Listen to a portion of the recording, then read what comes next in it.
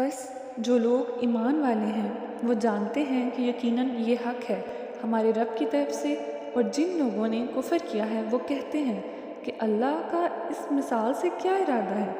اس طرح اللہ ایک ہی بات سے بہتوں کو گمراہی میں مبتلا کر دیتا ہے اور بہتوں کو راہ راست دکھا دیتا ہے، اور گمراہی میں وہ انہی کو مبتلا کرتا ہے جو فاسق ہیں، جو اللہ کے عہد کو مضبوط باندھ لینے کے بعد توڑ دیتے ہیں۔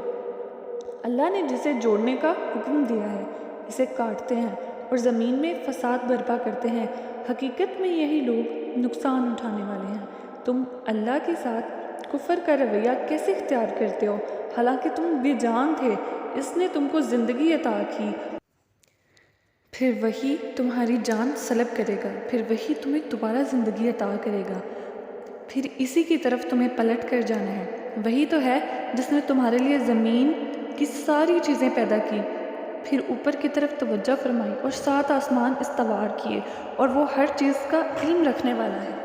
پھر ذرا اس وقت کا تصور کرو جب تمہارے رب نے فرشتوں سے کہا تھا کہ میں زمین میں ایک خلیفہ بنانے والا ہوں۔ انہوں نے عرض کیا کہ کیا آپ زمین میں کسی ایسے کو مقرر کرنے والے ہیں جو اس کے انتظام کو بگاڑ دے گا اور خون ریزیاں کرے گا؟ آپ کی حمد و ثنا کے ساتھ تسبیح اور آپ کی تقدس تو ہم ہی کر رہے ہیں۔ فرمایا میں جانتا ہوں جو کچھ تم نہیں جانتے۔ اس کے بعد اللہ نے آدم کو ساری چیزوں کے نام سکھائے، پھر انہیں فرشتوں کے سامنے پیش کیا اور فرمایا اگر تمہارا خیال صحیح ہے تو ذرا ان چیزوں کے نام بتاؤ۔ انہوں نے عرض کیا نقص سے پاک تو آپ ہی کی ذات ہے، ہم تو بس اتنا ہی علم رکھتے ہیں جتنا آپ نے ہم کو دے دیا ہے، حقیقت میں سب کچھ جاننے اور سمجھنے والا آپ کے سوا کوئی نہیں۔ پھر اللہ نے آدم سے کہا تم انہیں ان چیزوں کے نام بتاؤ۔ جب اس نے ان کو ان سب کے نام بتا دیے تو اللہ نے فرمایا میں تم سے کہا نہ تھا کہ میں آسمانوں اور زمین کی ان ساری چیزوں کو جانتا ہوں جو تم سے مخفی ہیں۔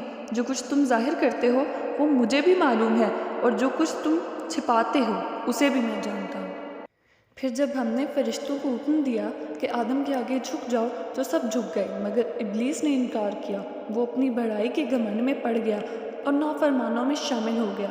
پھر ہم نے آدم سے کہا تم اور تمہاری بیوی دونوں جنت میں رہو اور یہاں بافراغت جو چاہو کھاؤ، مگر اس درخت کا رخ نہ کرنا ورنہ ظالموں میں شمار ہوگے۔ آخر کار شیطان نے ان دونوں کو اس درخت کی ترغیب دے کر ہمارے حکم کی پیروی سے ہٹا دیا اور انہیں اس حالت سے نکلوا کر چھوڑ جس میں وہ تھے۔